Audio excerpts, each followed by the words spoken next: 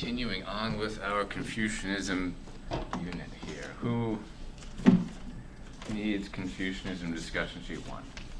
Or does anyone need Confucianism discussion sheet 1? Nope. All right.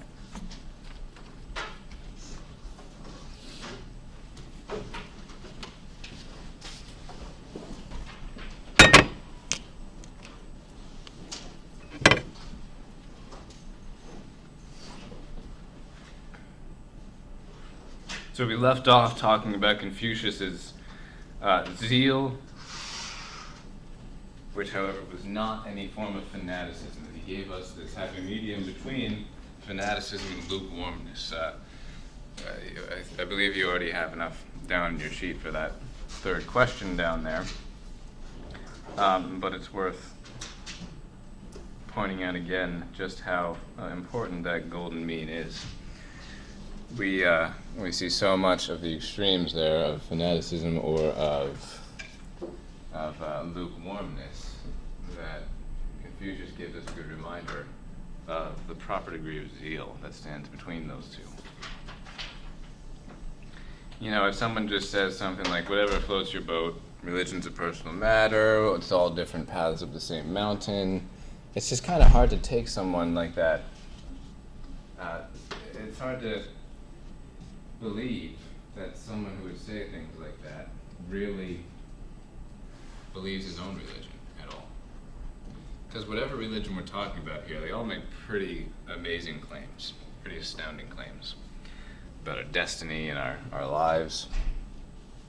And to have an approach to it that is so very lukewarm that you don't even have a bit of zeal for sharing it with others, it makes people wonder, thank you, it makes people wonder, understandably so, if you believe it yourself. So, thank you, Confucius, for that. One sec here.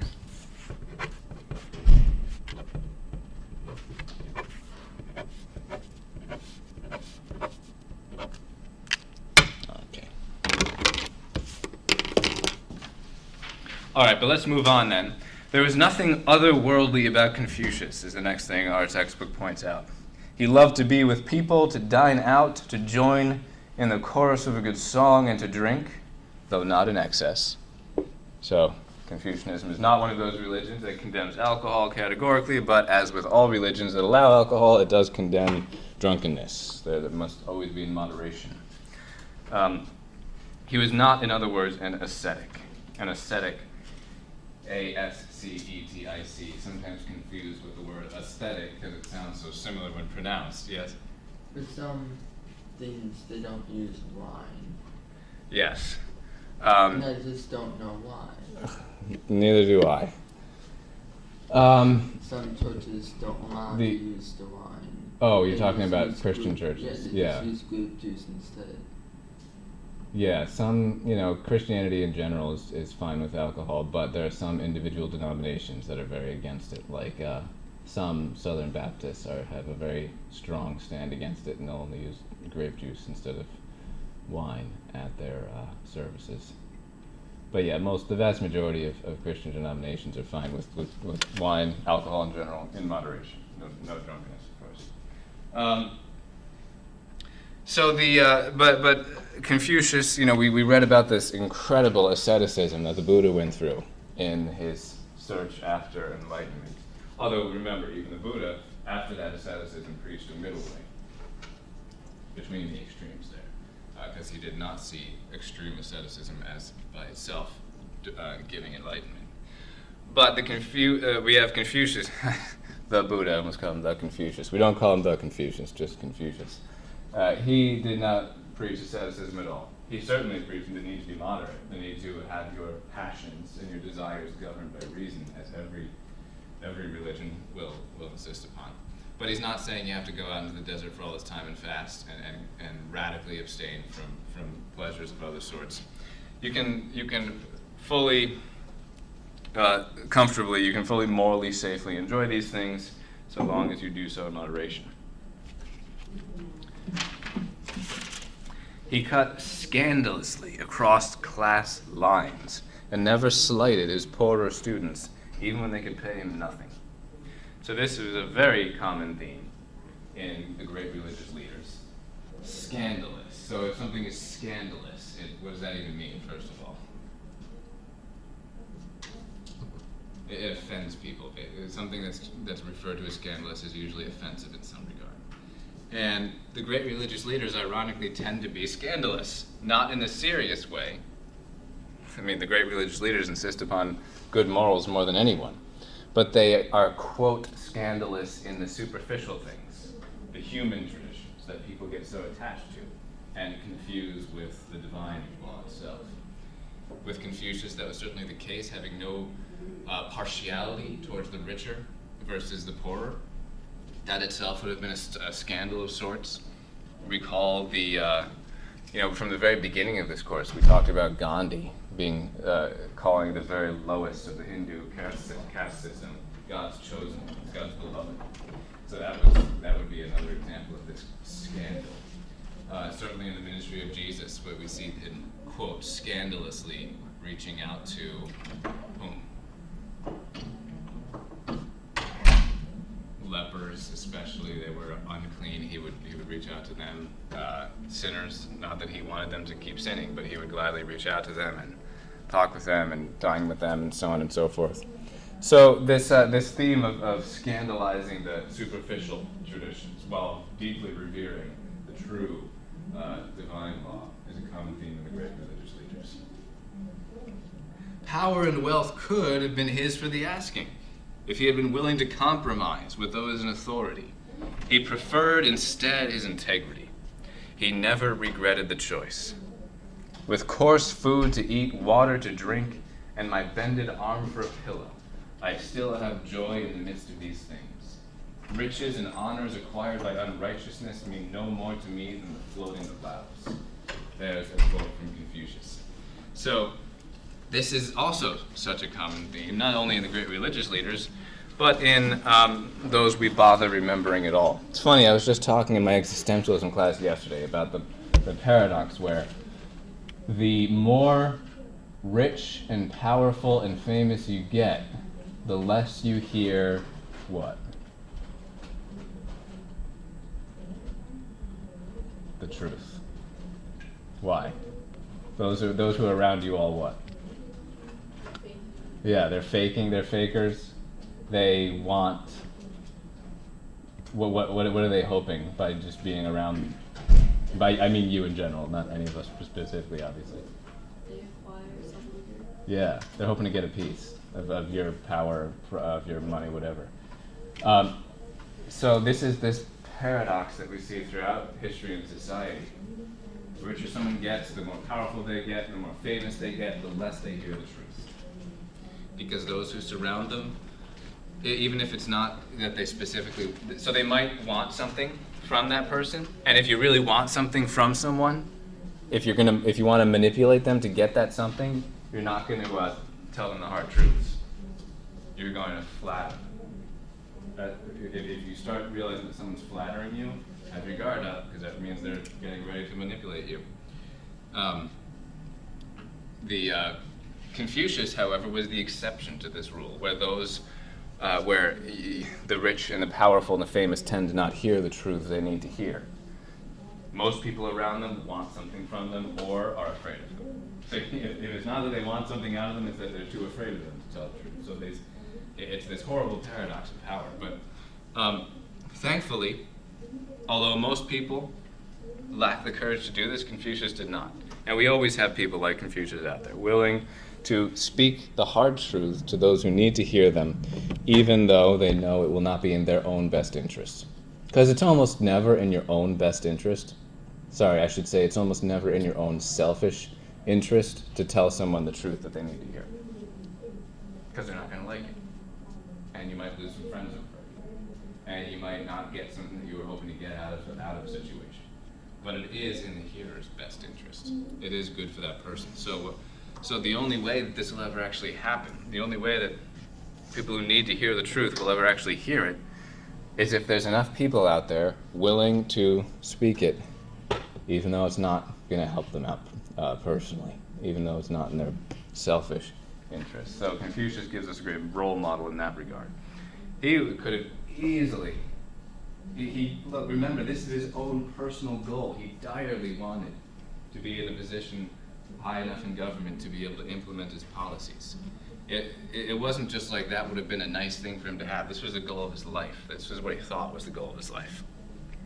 And he could have had that if only he was willing to compromise, if only he would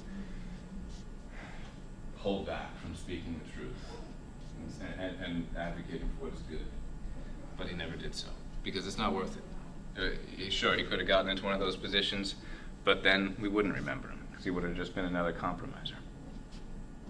With his death, the book says, began his glorification.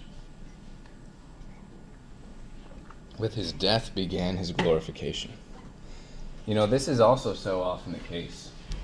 Many of the greatest in history didn't really see much of the fruits of their efforts while they lived. It's after they die that their legacy really explodes, that the power of their example and their teachings really is promulgated. There's something about dying that just makes what you did more powerful than while you were alive. Even though the thing itself, of course, hasn't changed at all. You're dead, you can't do anything more. Part of that might very well be that after someone's dead, we're no longer worried they're going to what? Yeah, they might, that they're not going to abuse, exactly. After they're dead, we don't have to worry about them abusing any power we give them by revering them. Sometimes that's a worry, sometimes it's not. After they're dead, there's no fear that they're going to have a fall from grace, as we seem to see powerful person after powerful person, admired person after admired person do these days, fall from grace. So you're safe in that regard after you're dead. But it's not only that. There are other reasons also. If someone goes his whole life without ever taking it back, without ever taking what he said back, without ever retreating an inch, without ever giving a compromise, and the person's death seals it forever. There is great power in that. And that's why we often see, as in the case with Confucius, the real glorification of the person comes after they die. Man, they're really playing that loudly in the other room. Hold on. Within a few generations, he was regarded throughout China as the mentor and model of 10,000 generations. 10,000, just being a superlative term. They're not, I don't think, literally saying that they're expecting 10,000 generations worth of time, even in history. But let's have that down. That he is regarded, quote, this we can put down for the next question below. What did Confucius' legacy consist in? Well, I'll have a few things for this. You might want to write a little bit in the small side, but he was regarded in China as, quote, mentor and model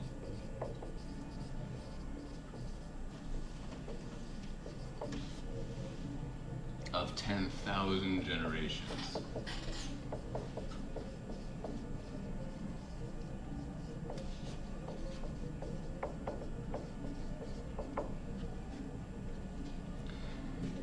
Until this century, and by this century, we're of course referring to last century, this book being published in the mid-1900s. Until this century, he says, every Chinese school child for 2,000 years raised its clasped hands each morning toward a table in the schoolroom that bore a plaque bearing Confucius's name. He was regarded in China as mentor and model of 10,000 generations, and his teachings and example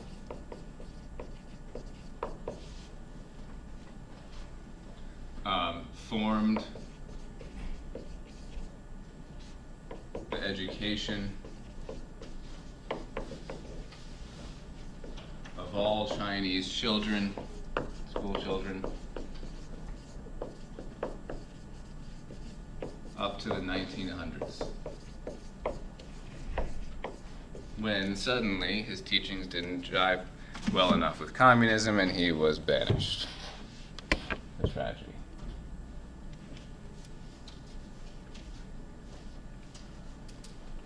Chinese government had been influenced by him more deeply than by any other figure.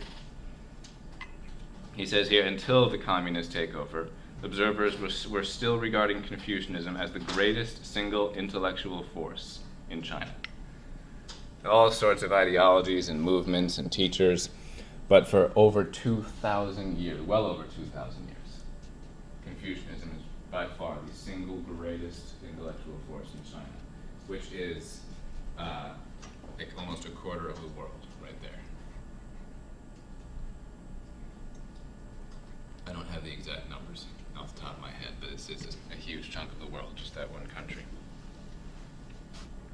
So he's really, it's difficult to exaggerate the importance of Confucius, his teachings, his legacy. But how did it happen is the next question. How did a collection of sayings, his analects, his teachings, how did a collection of sayings so patently didactic, so pedestrian, that they often appear commonplace, how could they have molded a civilization? It appears, at first glance, to be one of history's greatest enigmas. So pedestrian, so common, so ordinary, so non-groundbreaking, the teachings of Confucianism. They're almost common sense, it seems. How did this man, who gave a bunch of teachings that amount to not much more than good moral common sense, how did this explode to such epic proportions? How did this become such a molding force for thousands of years in such a huge population? Well, he moves on to try and answer. Well, first he gives a few examples to point out, look, this is obviously good advice, but it's rather common. It's rather ordinary sayings. What you do not wish done to yourself, do not do to others. I will not grieve that others do not know me. I will grieve that I do not know others. These are from Confucius, just some short teachings from him. In other words, I don't care if I'm not popular or famous. What I care about is that I don't know something that I should know. He says next, do not wish for quick results. Do not look for small advantages. If you seek quick results, you will not attain the ultimate goal. If you are led astray by small advantages, you will never accomplish great things. In other words, don't insist upon instant gratification. If you really want to achieve something, you're going to have to be very content with seeing very little fruits of your labors in the beginning, and then only eventually will you really see the results. And do stuff that leads up to it. Exactly. Take the small steps toward it. He says, nobler persons first practice what they preach, and afterwards preach according to their practice. If, when you look into your own heart, you find nothing wrong there, what is there to worry about? What is there to fear? He says, practice what you preach. That's common, that's so basic and necessary. People need to hear it, though. And not just practice what you preach, but before you even preach it in the first place, make sure you're practicing it. Don't bother going out and being an activist, supposing that you're going to change the world and fix every problem when your own life is full of problems because you're not acting, you're not behaving well. First, behave well, and then you have nothing to fear, he says. What is there to fear if you have nothing wrong in your own heart? He next says, when you know a thing, to recognize that you know it, and when you do not, to know that you do not know it, that is knowledge. Now, real knowledge is being humble enough, in other words, to be honest about what we do not know. Reminds me of Socrates there. He says to go too far is as bad as to fall short. He's preaching there the golden mean, and medio step virtus, in the middle lies the virtue. You can go too far with something, burn yourself out, damage yourself, damage others, and it would have been just as bad as if you never even took up a task in the first place. Balance. When you see someone of worth, think of how you may emulate. When you see someone unworthy, examine your own character. When you see someone of worth, that doesn't mean money. That means when you see someone morally worthy, when you see someone who lives a good life, try and imitate that. Those are the only way we can really form ourselves, by seeing and knowing people living good lives and trying to live like they do. But then, even more profound is the next thing he says. When you see people living unworthy lives, go tell everyone about how unworthy they are? No. Look at your own life and see what in your own, we don't see our own lives very easily because we think very highly of ourselves. We tend to. But when you see someone else doing something clearly wrong, when you see someone else living a life that's not a good life, look at your own life. Don't go criticizing and gossiping about them. Instead, look at your own life and see what problems in your own life are similar to that person's life. Wealth and rank are what people desire, but unless they be obtained in the right way, they may not be possessed. So, sure, wealth and rank, power and influence are not wrong, but they are infinitely less important than doing what is right. If you do what is wrong to try and get power and wealth, there's no worth in that. He says, feel kindly toward everyone, but be intimate only with the virtuous. In other words, he's saying, let your acquaintances be many, but your friends be few. Actually, that quote I just said, that's directly from a Hebrew text. But he's saying basically the same thing here. It's good to have many acquaintances. It's good to be kind to everyone. It's good to be nice to everyone and jovial and social and so on. But intimate. That's bad. Yeah, but be intimate, and that doesn't mean that intimate just means close. It doesn't mean anything romantic. Have a close friendship only with a few. Aristotle says the same thing. You need good friends, but you don't need a ton of good friends. It's much better off. You're much better off having a few really good friends than a ton of superficial friends who won't be there for you and who won't do anything good for you. That's what I had. The problem Confucius faced. What was the essential problem that Confucius faced, and what were its circumstances? All right, I'll give you something on the board for that in a moment. Let me take a look at a couple of things here. And sorry, all those things I just read, those are just a few excerpts from Confucius' teachings. We find them especially in Confucius' Analects. And they're included in the textbook here just to give a little taste for the kind of wisdom that we see in Confucius, which is incredibly wise, but also the point these are chosen to illustrate what we already talked about. They're very basic. They're not exactly earth-shattering metaphysical speculations. The problem was of social anarchy. Things were terrible.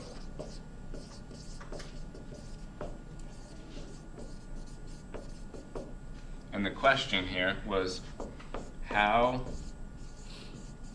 can we stop from destroying ourselves?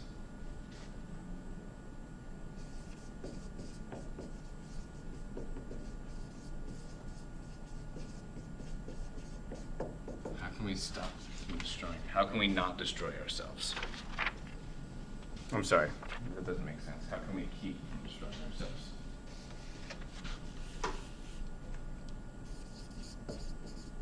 How can we keep from destroying ourselves?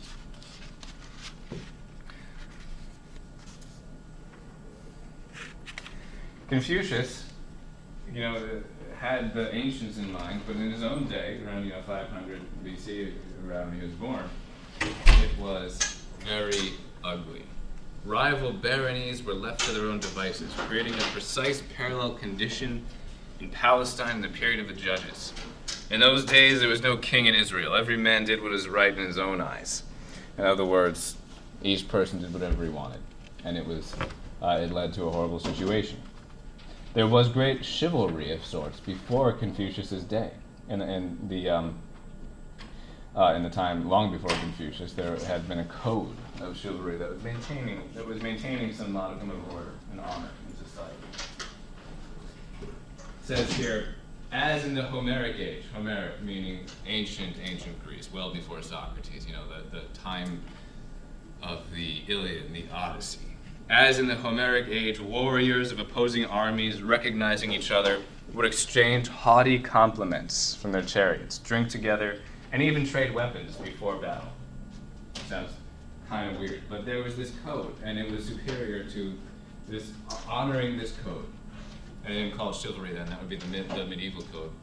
But honoring this code was more important than winning a battle. It was more important than getting power and money.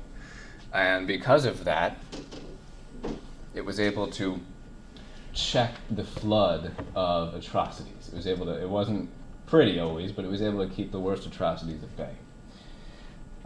It's kind of funny to think of. Before two armies coming together in battle, they pause for a while to compliment each other and have a drink together. It's kind of hilarious, but awesome in its own way. Anyway, that was before Confucius's day, but by Confucius's time that had changed. The interminable warfare had degenerated from chivalry toward the unrestrained horror of the period of the warring states. This is really sick, but I think I'll read through this just to give you a sense of what Confucius was up against. The horror reached its height in the century following Confucius' death. Contests between charioteers gave way to cavalry, with surprise attacks and sudden raids. Instead of nobly holding prisoners for ransom, conquerors put them to death in mass executions. Whole populations, unlucky enough to be captured, were beheaded, including women, children, and the aged. We read of mass slaughters of 60,000, 80,000, even 400,000. There are accounts of the conquered being thrown into boiling cauldrons and their relatives forced to drink the human soup.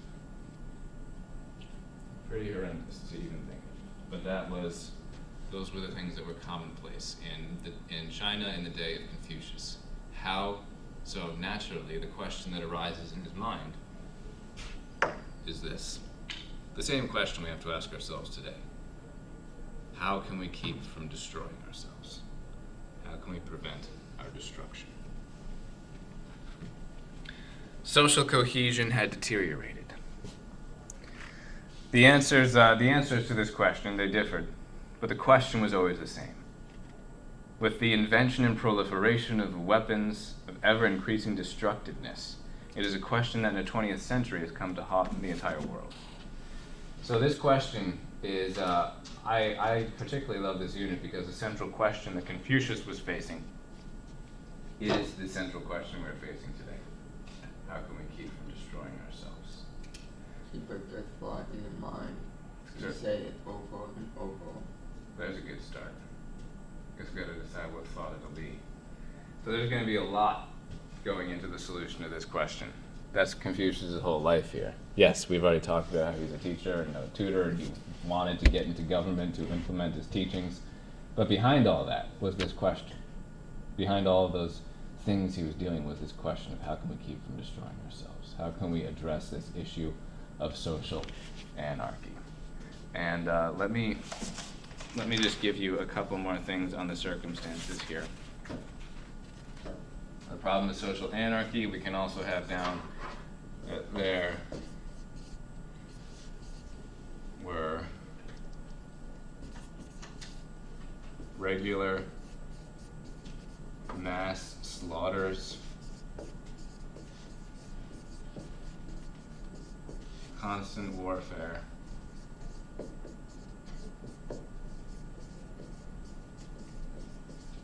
deteriorating social cohesion. Society wasn't holding together anymore.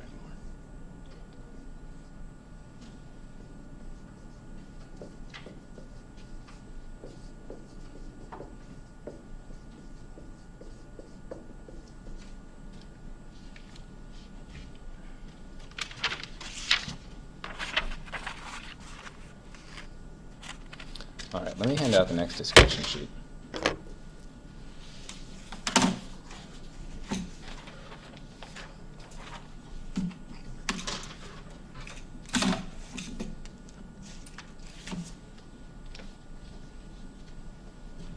This one's a little different. I've got two tables on it, and we'll just fill out the columns in the table, and that'll be done. And then we'll be done with it. We won't finish it today.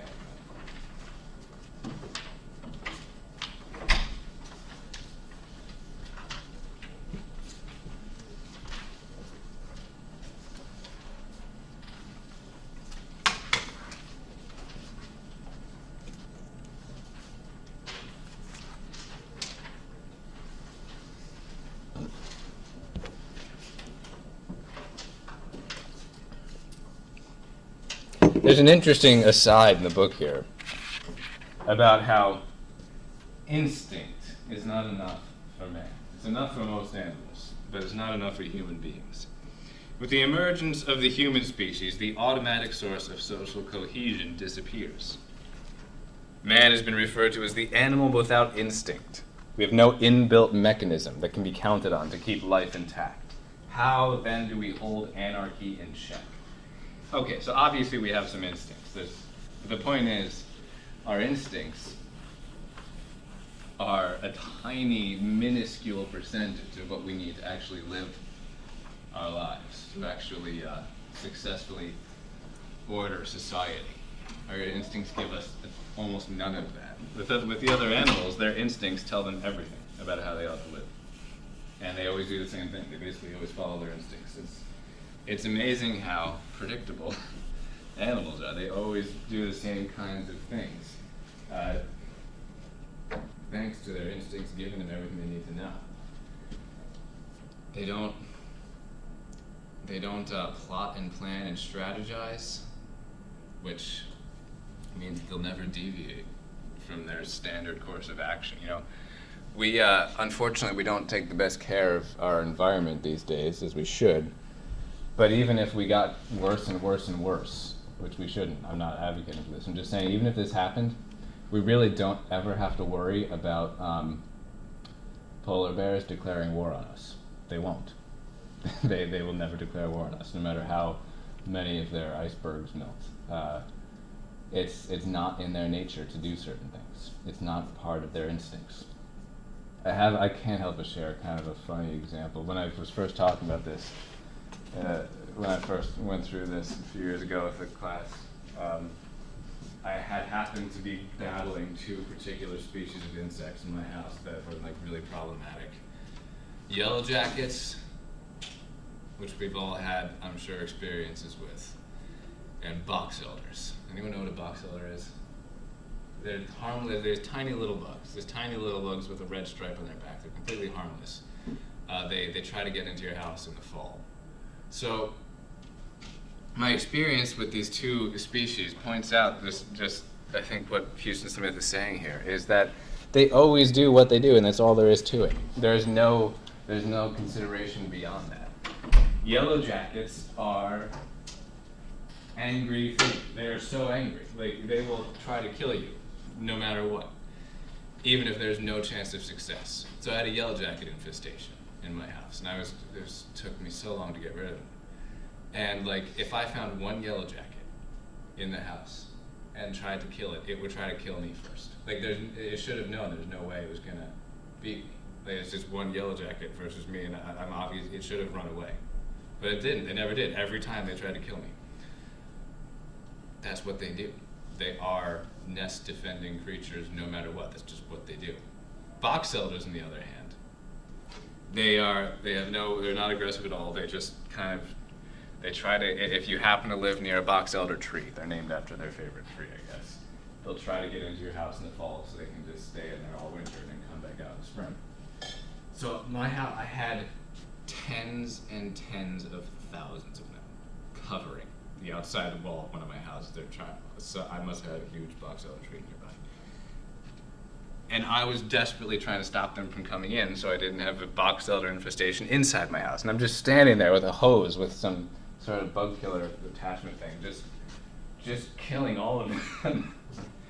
And not a single one even tried to attack me. Now, they could have just said, man, there's one of this guy, tens of thousands of us. Sure, we don't have stingers, but if we just swarmed him, he'd leave in a second, and I would have been out of there if they came after me. And yet it didn't quote cross their mind. Their instincts tell them everything they need. So what's the point of all this? The point of all this is we don't have those instincts. So what are we going to do to drive ourselves, to govern society, to better, to give us this social cohesion that instinct alone does not give us? Next time, why not you call pest control so they can do it for you like professionals? Yeah, I wish I could afford that stuff. Someday, maybe. So anyway, for Confucius, the answer is tradition, deliberate tradition. So tradition had always been kind of subconscious guiding society before his day. And it had failed to do so in the day in which he lived. Things had fallen apart. The traditions that used to hold by mere momentum, the traditions that used to keep society operating well, that used to keep people treating each other at least somewhat nobly, those traditions somehow all of a sudden just lost their holding power. They just stopped working in Confucius' day. But they still were the answer, according to Confucius. However, what was needed was a more deliberate and specific and structured approach to this question of tradition. He wanted to refine it, to create a specific message out of it that could really be handed down and that could really be lived in accordance with. Traditions, when we see many of the religious texts of in various cultures, by the time they're written down, they've already existed for a very, very, very long time, just as oral tradition. But when they're finally distilled into something more precise, then they can really be passed on even more effectively. And this Confucius did for ancient Chinese tradition. But a few more things here is before we can get to the details of Confucius's answer, the book talks about the rival answers. The rival answers given to the same. Everybody was wondering in his day, how can we stop from destroying ourselves? Confucius wasn't the only one asking that question. And there were a number of other answers given before we get to detailing Confucius's. The book also points out that modern life has moved so far from the tradition-bound life of tribal societies that it is difficult for us to realize how completely it is possible for Moors to be in control. We, especially in America today, don't exactly live in a traditional society. It's hard for us to even sympathize, perhaps, for a modern American ear to even understand this. Tradition is weakening extremely. But he points out it still exists. He says, it's still pretty much the case that if a corporate executive were to forget his necktie, he would have trouble getting through the day. Indecent exposure would not be the problem. He would simply have transgressed a convention, his profession's assumed dress code. I point that out here because it just points out how rapidly we're changing. That's no longer the case at all. Corporate executives never wear ties anymore. Like he's saying, just by these unstated, unwritten, sometimes even unspoken traditions, society is like carried along. This he wrote in the 50s or 60s. Again, I've forgotten when it was published. But that has already radically changed to the point where you're weird if you wear a tie. So I'm very weird. But did you have a thought? I'm just saying, like, he believe in like social conditioning. Yeah, as a deliberate act. Yes. Yeah. And so Houston Smith here is pointing out how this does exist even to this day. Even though we live in a society that doesn't have much regard for tradition in general, it seems, and doesn't have much of a one, it still holds a power. So he says that American Indians, he points out, are still living, who remember a time in their region, Native American Indians as he's referring to, are still living who remember a time when in their region's social controls, where their region's social controls were entirely internal. There were no laws then. Everyone did what was right. Quote. Entirely internal, meaning a law, a specifically stated and enforced law, is an external imposition. Do laws exist for the good or the bad?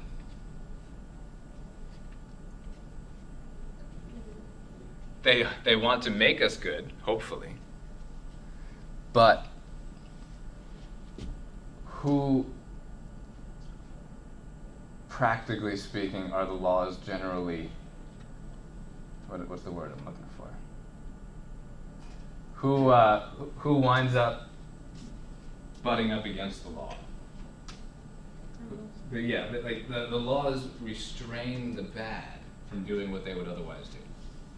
A truly good person has no need of law. They have no need of an external imposition to tell them not to do something that is bad, because they would never want to do it anyway. What this quote is pointing out is that there were times when entire societies were like that, where these internal regulations that didn't need to be explicitly stated as law were powerful enough to actually give social cohesion and a good society. That's something that cannot be simply relied upon to work, but Confucius is looking to try and make that work by putting it into a more concrete set of norms. The same tradition that has always inspired people. In early China, custom and tradition likewise provided sufficient cohesion to keep the community intact. But again, they were dying in Confucius's day. Reason was replacing social conventions, self-interest outdistancing the expectations of the group. The fact that others were behaving in a given way, or that their ancestors had done so from time immemorial, could no longer be relied on as sufficient reason for individuals to follow suit. Proposals for action now had to face people's question, what's in it for me? What's in it for me? So, that you might think that that's like a description of postmodern America. No, he's describing China 2,500 years ago. And that's, so there's nothing new under the sun, as the saying goes. And Confucius, this is another reason why I think Confucius, his teachings can be so powerful today. He's addressing a very similar societal situation that we happen to find ourselves in today. Rival answers. Now he turns again to consider our nation here, the United States. The United States presents a clear example of this dynamic. A genius for absorbing peoples of varying national and ethnic backgrounds, has earned for her the reputation of being you've all heard the phrase, I'm sure, melting pot. Like no other country in history, we've got every nationality and culture here. And it says that we tend to assimilate them very well. That tends to happen very well here. But in the weakening of traditions that the immigrant groups brought with them, the United States has not provided with a compelling replacement. So in other words, this assimilation has gone too far. Too often we've told immigrant groups coming in here to just kind of forget about their old ways of doing things and do things our way. So traditions have grown so weak here that we really have none left. I've heard it said that we should consider ourselves not a melting pot, but a tossed salad, where each thing retains its identity while still contributing effectively to the good of the whole. You know, a salad, its individual components remain very much who they are, what they are. In a soup, everything just kind of just stews in together. That's basically it. So he says, this leaves us as a nation as the most traditionless society history has ever known. As an alternative to tradition, the United States has proposed reason. Educate citizens, inform them, and they can be counted on to behave sensibly. This is a Jeffersonian Enlightenment faith on which the United States was founded. It has not been fulfilled. Until recently, the world's leader in education, the United States leads likewise in crime, delinquency, and divorce. It's funny, it's a similar theme in my existentialism textbook here, also written at a similar time. The Enlightenment has many great things about it, but it hasn't exactly delivered on all of its promises. This unhinging, this supposed unshackling of reason from all of the chains of tradition. It was supposed to save us. It was supposed to give us everything we could ever want. It hasn't. It was also a lot of like cohesion, all different groups to talk about like fraternity, different things like that. Mm-hmm. Yeah, from one many, pluribus unum, and fraternity. Yeah, certainly. Noble aspirations, many of them very good. But it seems, this author's at least arguing, I think he's onto something, it seems we've gone too far in becoming traditionalists and insisting on even our immigrant groups becoming traditionalists and abandoning their traditions. We're getting better with that today, I suppose, and not demanding that of everyone. But still, the Enlightenment's answer, it says here, to the problem of human coherence has still not vindicated itself. Just unhinging reason from all the supposed shackles of the older days, it's apparently not going to save us. We are more messed up than we've ever been in the measures that really matter. Sure, we have more money, we got more comfort, we got more medicine, we got more of those things, but we're miserable, depressed, anxious, suicidal, and our society's a mess. In a different way than Confucius's was, but maybe in an even worse way. Maybe in an even more existentially depraved way. So even though the nature of our social anarchy is different today from Confucius's day, his answers, I think, are still very good. His answers, I think, are still perfectly fitting for what we need to do today. So we got to bring back Confucius here. But let's call it a day at that, because I don't want to pick up with these rival answers yet. So we didn't get anything down for discussion sheet 2. Don't worry if that's completely blank for you. We will pick up with it next class. And I'll try to pick up the speed a little bit then, I think. And I will see you Friday. If anyone needs the attendance sheet, it's right up here.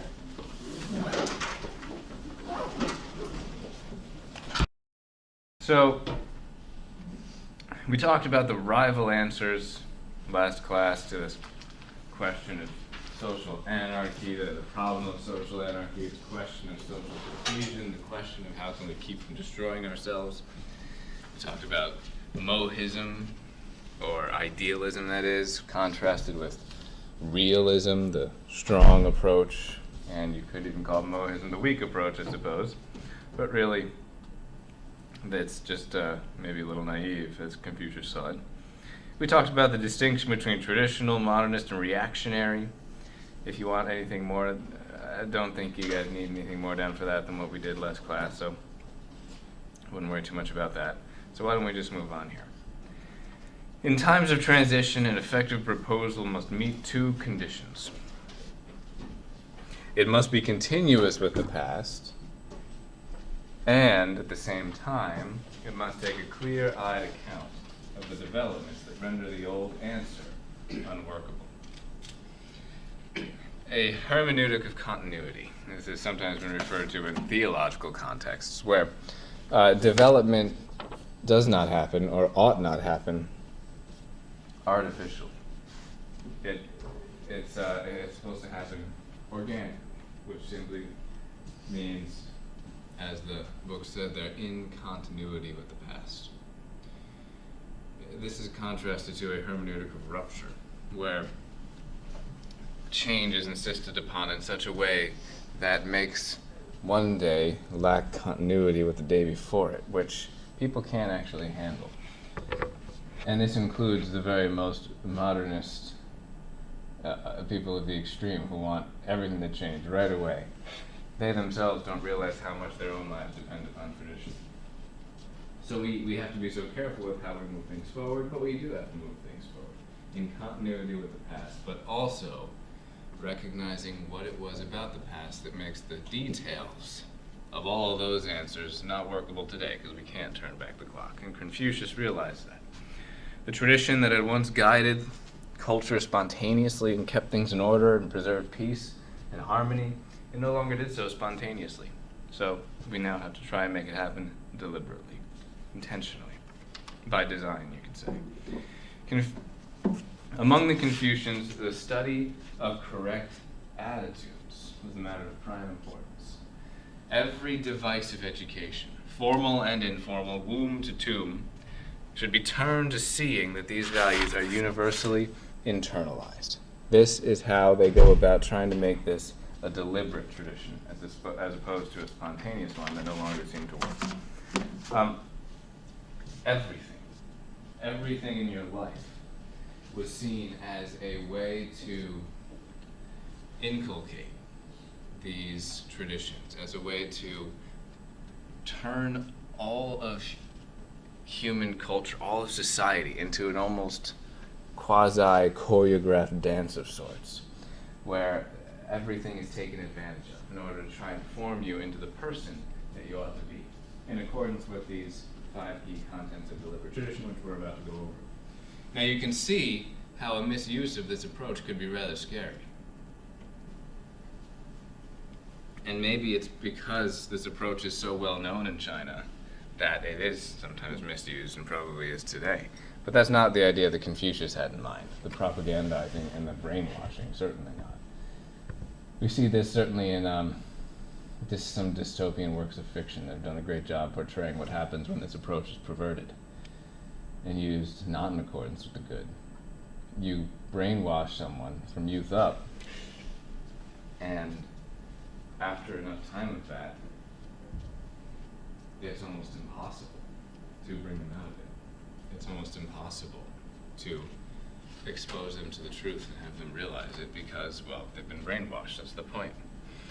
So you have this incessant repetition of mantras from preschool up. And if you're not incredibly careful with the values that you're instilling in these people from their tiniest childhood up, you can really remove their individuality. You can really corrupt. And this is very dangerous. This has to be used the right way, not to brainwash. So maybe we should keep that concern in the background of our mind as we go through this, recognizing that what we sometimes see today is not at all what Confucius had in mind. All right. what are some of the ways what are some of the channels used in this formation? Temples, theaters, homes, toys, proverbs, schools, history, stories, until all of these things become habits in daily life. Even festivals and parades were, in this sense, religious in character.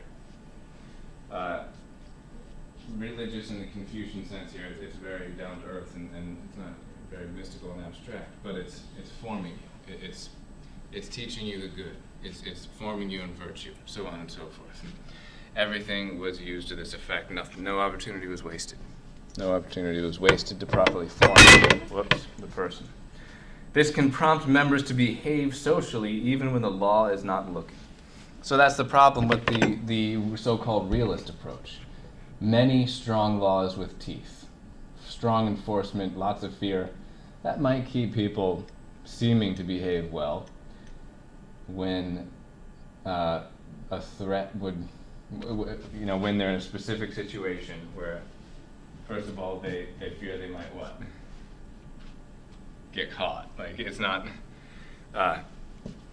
not really helping you or society to be good, to be formed in accordance with the good, at least, when there's not a risk of getting caught. So this formation of the person that Confucius has in mind throughout all the various opportunities that culture presents, this can help people to behave as they ought by interior inspiration and not simply by fear when contradicting the law might get them caught. That's the goal here. The book then briefly considers the question of, did the legends of culture really happen? He brings up the story of George Washington and the cherry tree, and the famous story where he cuts down the cherry tree and was honest, and now I'm forgetting the details of it, but whatever. There's every culture has all sorts of legends of that sort that teach us that, of course, as their primary purpose, have not the historical details of the legend, but what would be the primary purpose of these legends, the what of the story? Sorry? Yeah? What else? The blank of the story, the moral of the story. So, are the legends true or not? Did they really happen or not? He doesn't answer that question. He says it doesn't matter. That's exactly what the book says here. It doesn't much matter. The purpose of these things is to teach us a lesson, to teach us more. We're obsessed with myth busting today. That's our obsession. We want to bust every myth. Well, first of all, calling something a myth doesn't say whether or not it happened. It just says that it's a story, the primary purpose of which is the moral. It might have happened, it might not have. To be so obsessed with whether or not it happened or not, is to completely miss the point. They're teaching us something. They're teaching us how we ought to behave. And they're doing it in a way that can be better remembered and acted upon, because it's more powerful to learn something through a moral of the story and to just have a command thrown at you that you have to obey, but which might not inspire. There's some things that I do that exist. Yes, indeed. Yes, there are many. Some places so real that stuff happens. Yeah. Dozens of years ago. Oh yeah, I am certainly not saying that all the so-called myths didn't happen. I'm sure many of them did. Okay, so Confucius was creating for his countrymen their second nature. He sums up much of what has been said in that simple sentence. Confucius was creating for his countrymen their second nature. And now we're into the 5 key items here. But what's a second nature? Okay, what's second nature as distinguished from just first nature? We probably all used the phrase second nature before. So what do we mean by that? Second nature. If you put your hand in something hot, burning hot, accidentally, what's going to happen right away? Your hand's going to fly away from it. Did you think about that at all? No. That was completely automatic. So that's our first nature, just complete automatic reactions to things that we don't even have to, that we didn't have to, you didn't have to go to class to get, and you didn't have to have a single lesson, I should say, in pull your hand away from hot stoves 101. And you didn't need that because it's just completely automatic in your nature. You will do that without even thinking. So second nature, so what's that? It's still nature. So like all the things, when you're in class and you're learning all sorts of new facts about various things, those don't generally become your second nature. They become knowledge that you get into your head usually, and hopefully you can recall much of it at a later time. But then in between these two things, we have things that we simply learn and it sticks in our head. We have first nature, we have second nature in between those things. Second nature, we've still acquired it. It's still been acquired over time. But it's become much more deeply ingrained within our being than mere knowledge. It's become so much a part of us that we don't really have to think about it anymore in order to behave in accordance with it. You read the rules of a game, a lowly example, a lowly analogy here. You read the rules of a game, and at first you really have to try and remember the rules and in playing the game, not break them. But does, over time, if you play enough of the game, I suppose, it no longer is like that. Do you suppose an NBA player spends much time thinking about having to make sure that he dribbles the ball while he's, well, no, it just happens. Like, he doesn't have to think about that anymore. It's completely second nature. He would never, he doesn't think about it, and yet he doesn't forget it either. So if you don't think about it, yet you don't forget it, and you obey it, how is it happening? Well, it's happening because it's now become a part of your second nature. And hopefully all virtue becomes a part of your second nature. That's the goal here. We don't want to constantly have to be sitting there thinking about what we should do and looking at the situation and trying to remember what the teaching is and then trying to remember how it lines up with the situation and then figuring out a course of action and following it. Yeah, with the more complicated things in our lives, we have to do that. There's no denying that. But hopefully, in our day-to-day lives, we can usually, if we've tried at this for long enough, respond to situations gracefully and virtuously and in a very good way without having to spend a bunch of time thinking about each one. The real goal is to make virtue your second nature. And that's certainly what Confucius is after here.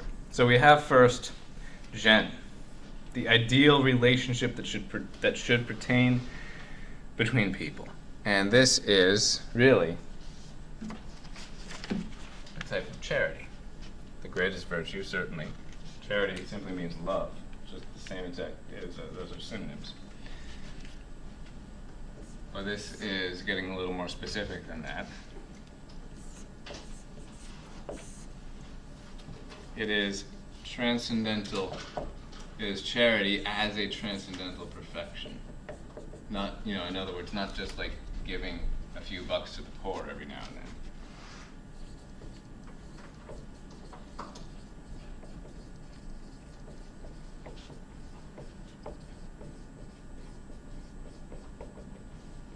Charity as a transcendental perfection. Transcendental, meaning above and beyond. It's not merely immanent. It is not merely lowly.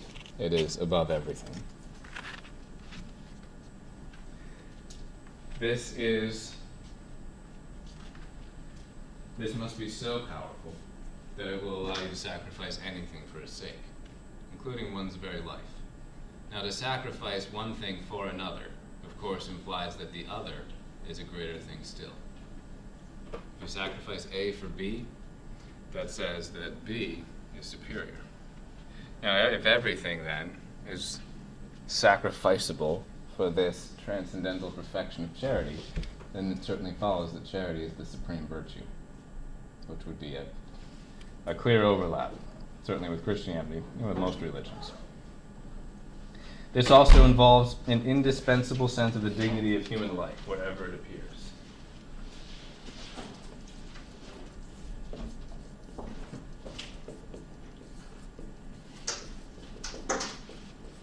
Does not matter what what state of being a human life is in. If it's a human life, it has infinite dignity.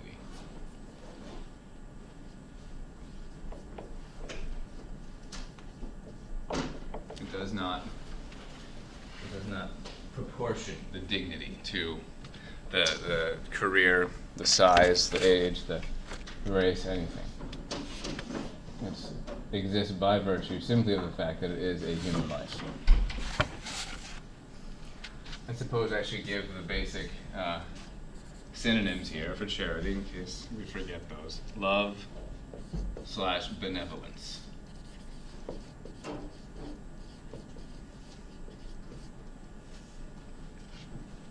Benevolence, coming from the root for the good.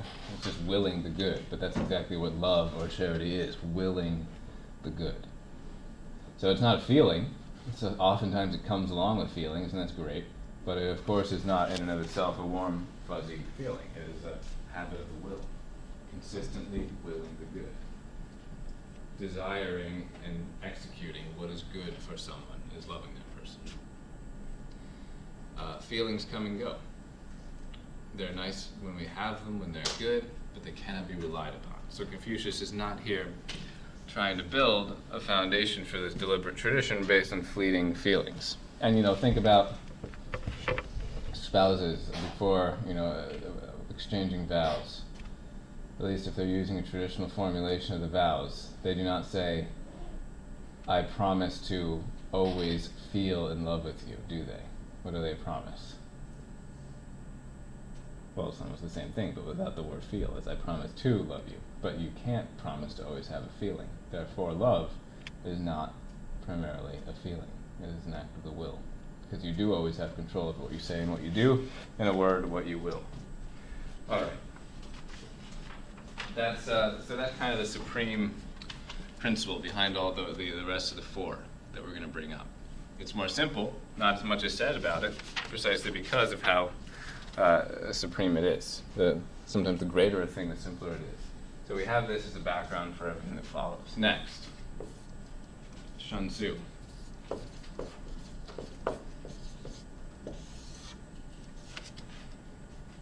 Maturity.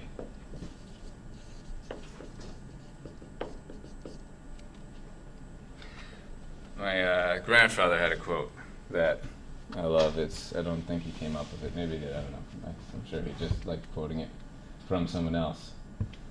Probably goes way back. The quote is, "You are as big as the littlest thing that bothers you." You're as big as the littlest thing that bothers you. So if you always are getting all in a huff and all anxious and worried about some little concern, that's how big you are. That's the degree of your own character's growth, defined by the size of the littlest thing that you happen to allow yourself to be bothered by. This doesn't mean we don't get concerned with things. It doesn't mean we don't deal with issues. Of course we do. It just means that we don't lose our peace over the various things that arise in life. We remain mature despite it all. Mature, of course, when you hear the word mature, the first thing you probably think of superficially is someone's age. Mature, but this is a reference to character, not age. So, but if we look at what we're implying with that, a child will throw an absolute fit if he doesn't get a little piece of candy he wants when he wants it. And that's fine, that's something you try to help them to grow out of course. It's not a problem with a child. But what do we do as adults? What do we, do we also throw a fit over things not going the way we wanted them to go? Or do we have the maturity to take it all in stride, as the saying goes? This is the, quote, the opposite of a petty person. I'm going to include that here in the notes, because I like that quote from the book. Opposite of a petty person. Has anyone ever heard that phrase before, a petty person? I don't know if it's used as much today, but a petty person is someone very fixated upon the little things. Gets really excited about little gains, but also gets really depressed about minor setbacks. Likes to gossip, certainly. Likes to get very concerned about all sorts of minor issues. is always finding some reason to feel offended. A petty person is somehow constantly offended. Like no one can ever say the right thing around a petty person because there's always something that they're nursing a grudge over. Petty persons always nurse grudges, and their lives are dominated by all of these things that they could just ignore, and their lives would be much better. But why do they not? Well, they lack Sun Tzu. They lack this maturity that Confucius is saying we must all have. This also generates respect for others.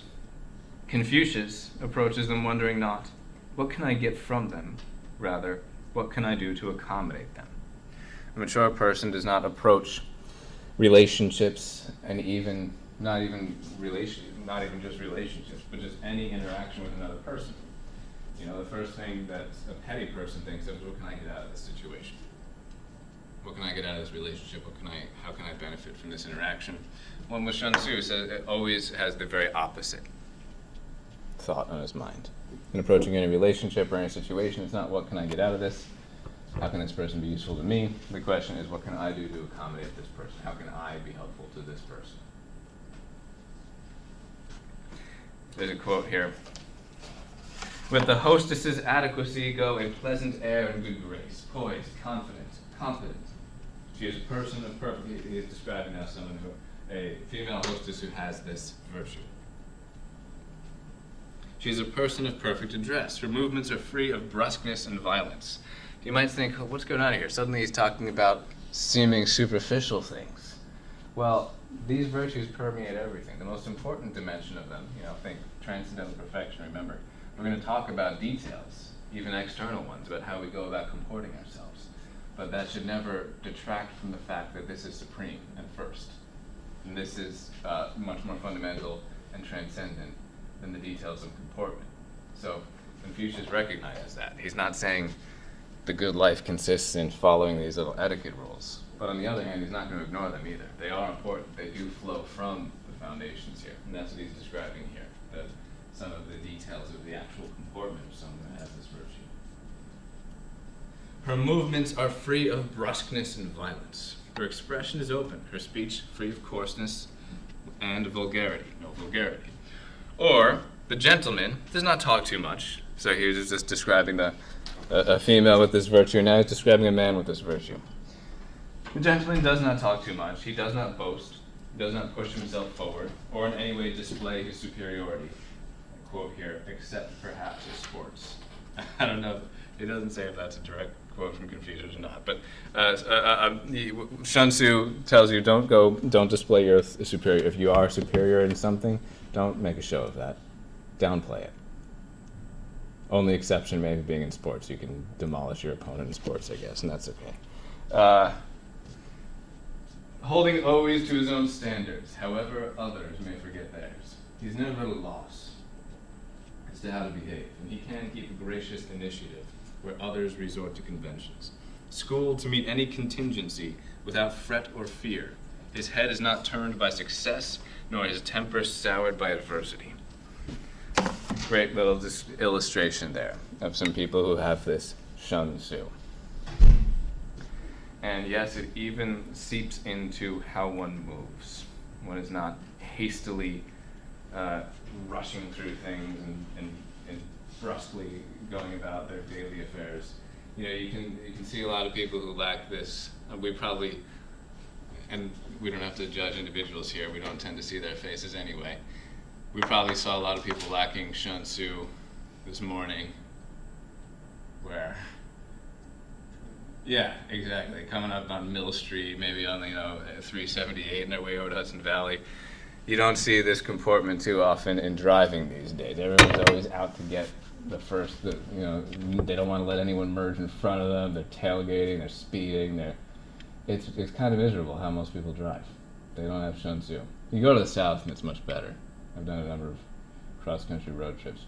Drivers in the South are much more likely to have Sun Tzu in their driving.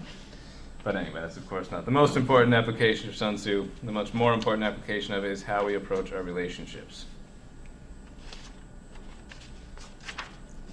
Li, number 3.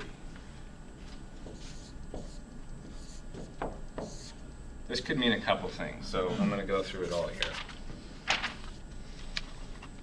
This could mean propriety or comportment.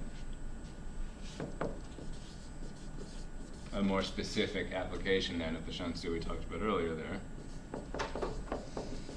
Comportment simply means how you carry yourself, how you behave externally, which of course is not as important as the internal transcendental perfection of charity, but it is important nevertheless.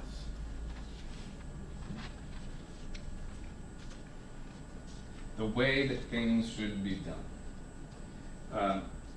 No one who is properly raised would ever be in doubt as to how to behave. Manners maketh a man here. We have a number of things that are part of this appropriateness and comportment. There is, and I want to run through each of them. It's going to be, you don't have to put all this down. I'll try to squeeze a few things here onto the board. Let me just check how much space I gave you. I did not give you too much space here. All right, well, the lead part you might want to try to write a little more, a little smaller. So it could mean propriety / comportment or ritual. There's a couple different meanings to this li.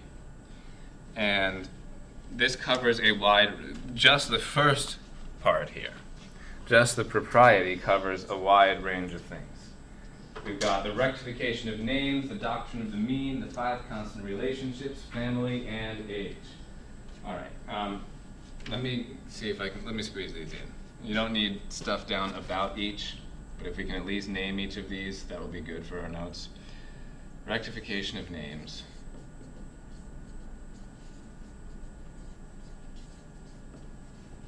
This goes under li. This is part of propriety.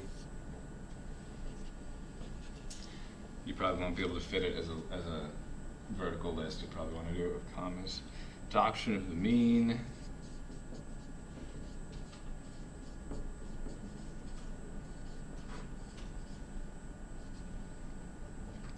Five constant relationships.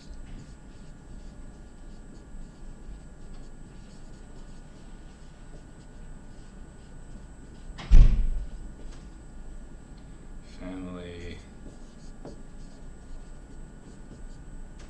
Age.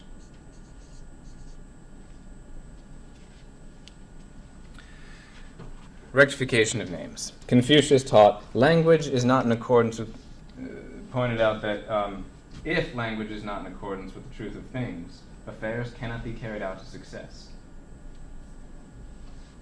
It is necessary that the names one uses be spoken appropriately, and also that what you speak be carried out appropriately.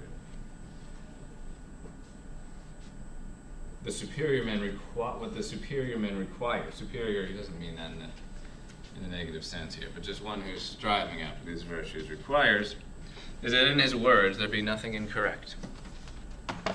This is incredibly important today. The rectification of names. How you speak about something matters. What you call something matters.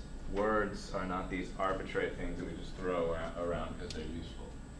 Remember from the Buddhism, you can almost say you are what you say.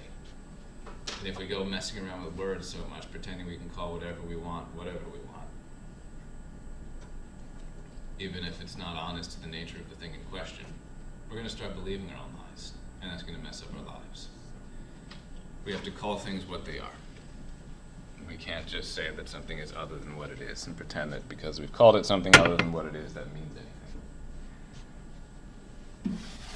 All human thought proceeds with words. So if words are askew, thought cannot proceed correctly. When you think through things, sure, we think in a number of ways. We think in images, shapes, numbers, but primarily we do think in words. We actually think with we must not have a dim view of language as if it's this arbitrary thing. It actually structures how we think. It's very fundamental. So names have to names have to refer to what they actually are accurately. Socrates was a big insister in this as well. When he was about to die, he was executed. when he was about to die, his friends asked, "How should we bury you?" He said, good luck. He said, "Good luck catching me." What was his what do you think his point was there? They should have said what? They said that they spoke improperly by saying, "How should we bury you?" He was being a bit of a stickler, as he often was, but whatever. What do you bury? Hopefully you don't bury a what? Yeah, hopefully you don't bury a person. Hopefully you bury a corpse. He says, when you say to me, "How should we bury you?" you're referring to me. I am not my body. That's a part of me. You better not bury me. That means you're going to take a shovel right now and start digging a hole and throw me in it. So he wants them to make sure that when you're referring to mortal remains, you don't call that the person, because it's not the person. The soul is gone. The person went somewhere else, and the corpse, or the mortal remains, as we sometimes say, or the body, the dead body, is what is buried. So he's very insistent upon that. He said misuse of words is harmful, and it has a bad effect on the soul. That's Socrates. That's, I think, exactly what Confucius is saying here with the rectification of names. This requires a language in which the key nouns do carry the meanings they should carry, if life is to be well ordered. Doctrine of the mean. This is very similar to the Buddha's middle way. Nothing in excess. This is very straightforward. Pleasure should not be carried to excess. Remember, Confucius is not an ascetic. He's not out there saying you've got to go into the desert for years and eat practically nothing and all that stuff. He is preaching a rather normal life, but still a life governed by reason, not by your desire for pleasure. Pleasure is to not be taken to the extreme. Most importantly, they must not contradict the boundaries of justice. Doctrine of the mean man.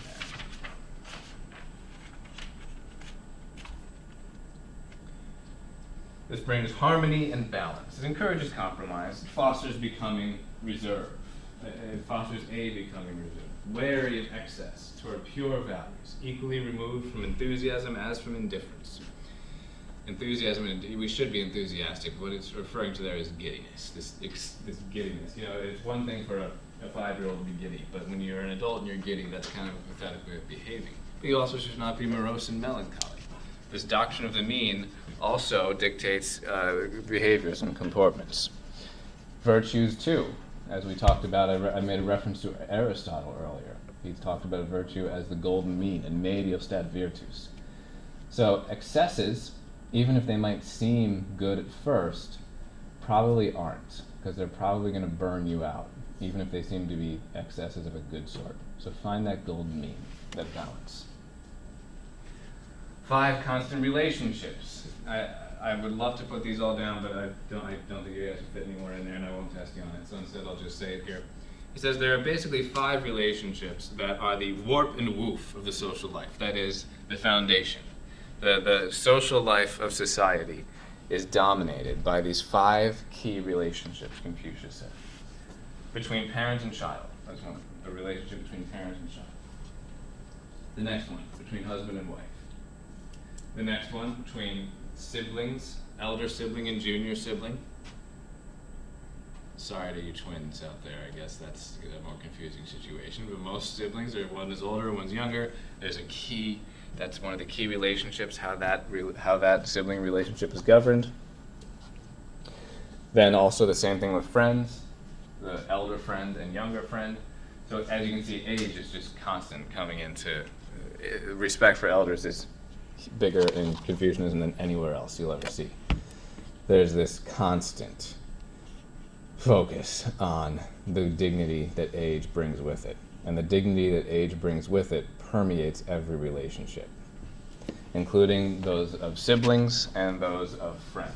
Today, in America today, we tend to not even think about age at all. And friends are just friends, and whatever. But it's, of course, the opposite here with Confucianism. Finally, ruler and subject. That's our 5th.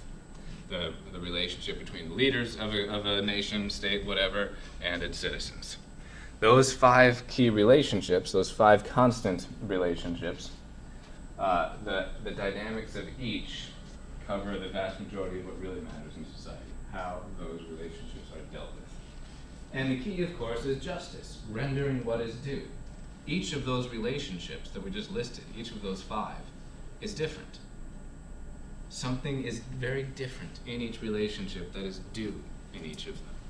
Something you are in each of not each, unless you're married, one of them, but you're in most of those relationships, probably. And what you owe to your parent is different from what you owe to your brother. What you owe to your friend is different from what you owe to your leaders, so on and so forth. There's something in the nature of each of those relationships, and it must be respected in how the relationships are approached, Confucius is saying. He's not giving us all the details now, but those are the key 5 ones to be wary of in governing social life, in approaching social life. 3 of the 5 relationships are within the family. This is indicative of how important Confucius considered this institution to be. The family, for Confucius, is the basic unit of society. Society cannot function without a healthy family. That's its unit. In other teachings I've seen it said the family is the cell of society, the fundamental cell of society. If you're comparing society at large to an entire body, then the family is the cell. And of course, materially speaking, your body is just a bunch of cells. Doesn't even make any sense to say that you have a healthy body if your individual cells are not healthy. That's all there is to your body, is a bunch of cells. So too is society in general. It's basically a bunch of families. You can't possibly overemphasize the importance of the family in trying to order society itself properly. 3 of the 5 constant relationships are within it. Within the family, Confucius said, the children's respect for their parents is the key. And this harkens to the general Confucian respect for age. What primarily is going to make a family hold together in Confucius's mind is how well the children respect their parents. Safe to say there's a lot more to it than that, but that's the single most important element, Confucius would say. Confucius clearly thought that the young should honor and serve the old, but not simply to repay a contractual debt. He saw age as deserving of veneration by reason of its intrinsic worth. So we have an idea today where, okay, if you're old enough, you've probably worked hard for a long time and you deserve to have some credit for that. Like Social Security, for example, derives from that same concept. But Confucius has a much deeper view of the dignity of age than just, they've worked hard for a while, let's let them relax. He says there's something intrinsically worthy about age. For on balance, he believed, years bring not only experience and seasoning, but a ripening of wisdom and a mellowing of spirit. On counts that matter the most, old are ahead of us. This view is so contrary to the West's, which venerates youth, that it is almost impossible for us to imagine how life would feel if one could look forward to being served and respected more with each passing year. After childhood, in each successive year, proportionately more people would jump up from the table to fill the teapot instead of expecting you to do so.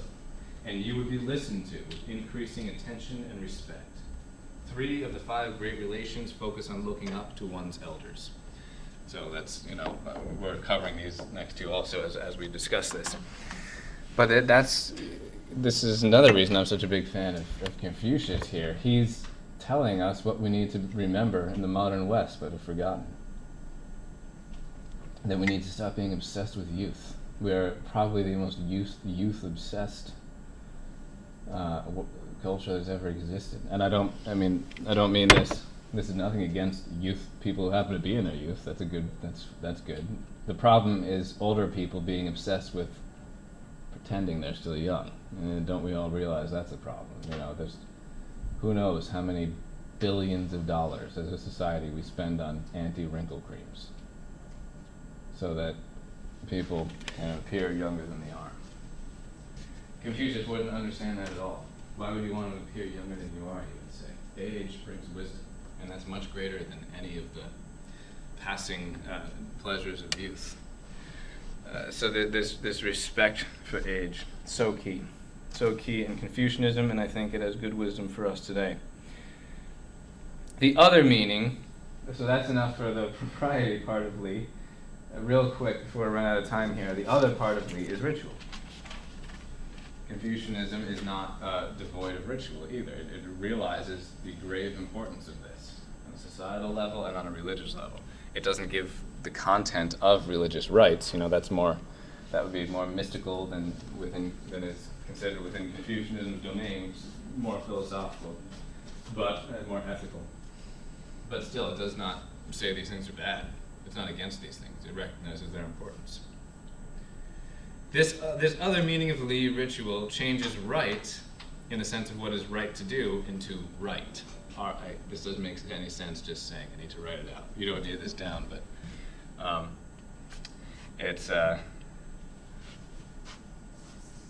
this is what he's saying here, right?